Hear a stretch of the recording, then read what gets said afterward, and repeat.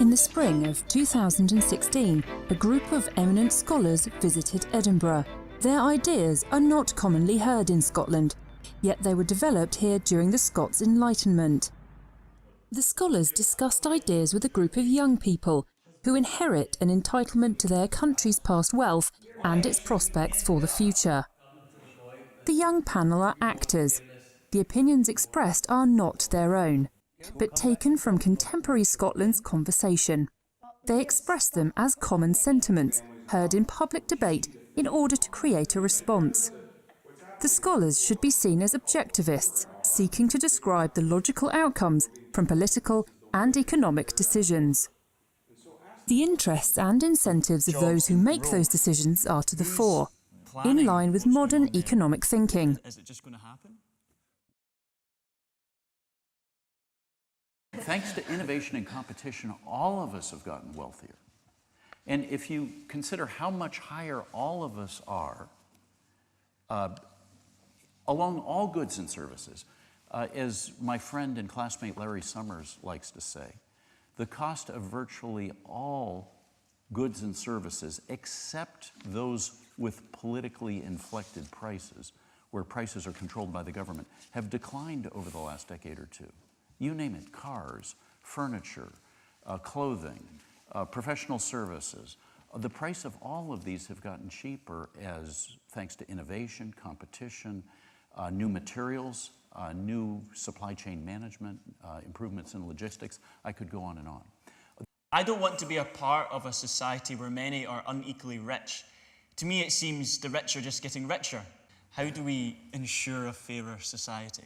Well, if the rich are getting richer because they're producing, because they're creating, then we all benefit from that. Think about this rich billionaire, really nasty billionaire by the name of J.K. Rowling.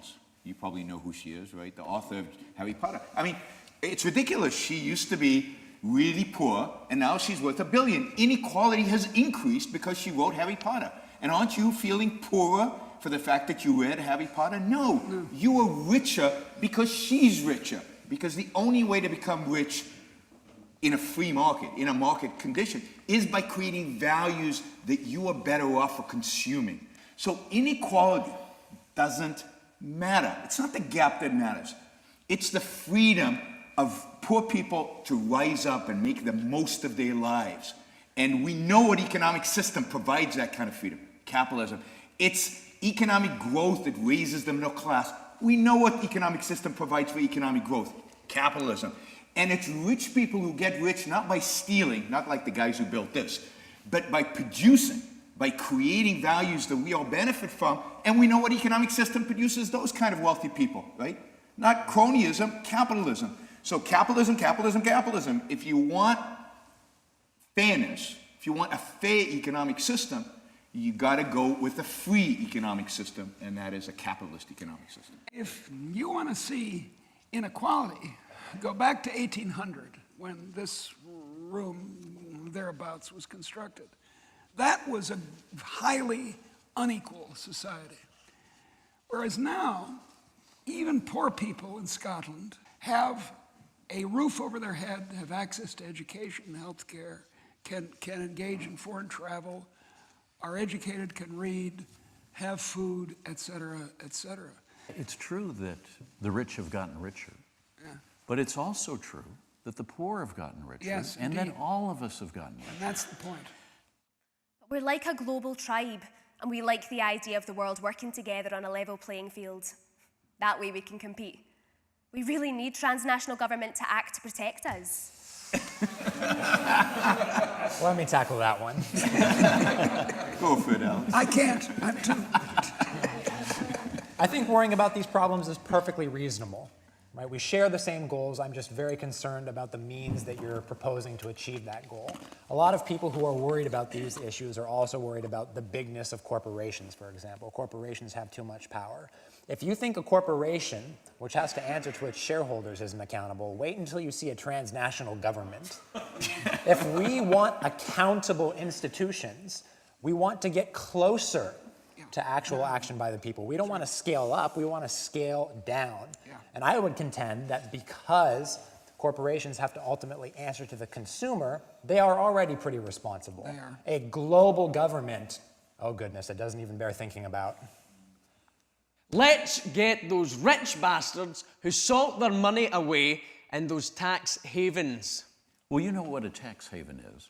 Some governments have lower taxes, others have higher taxes.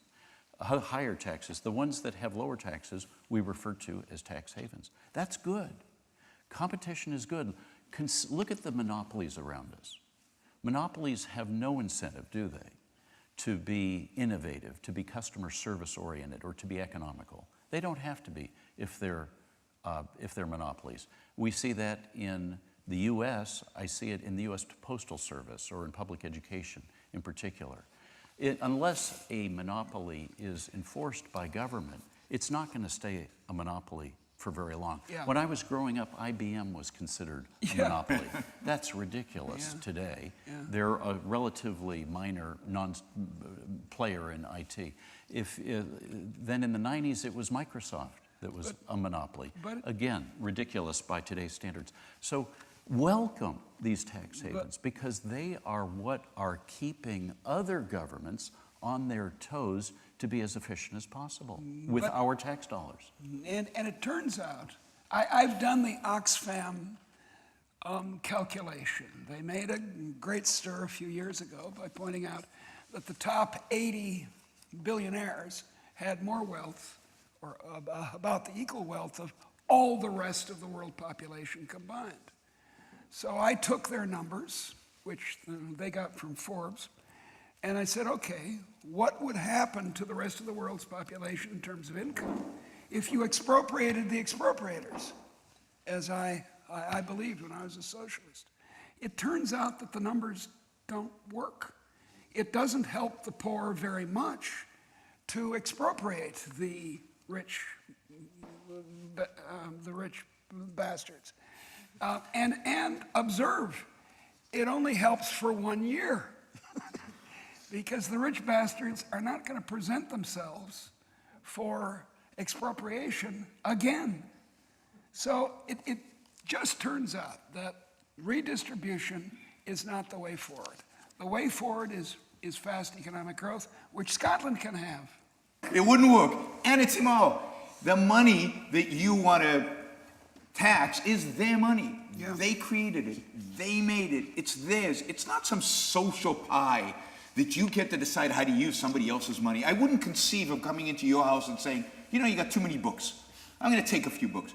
How come you can come into my house or somebody else's house and say, you've got too much money. I'm going to take some of your money. So when we think about taxes, my first thought is, it's their money. Right? There's a certain minimal amount that needs to go to the government to do what the government is supposed to do, which is protect us from crooks and thieves and fraudsters and terrorists and foreign invaders. But the rest is theirs. Yeah. And if they get to shield it by using tax havens, good for them.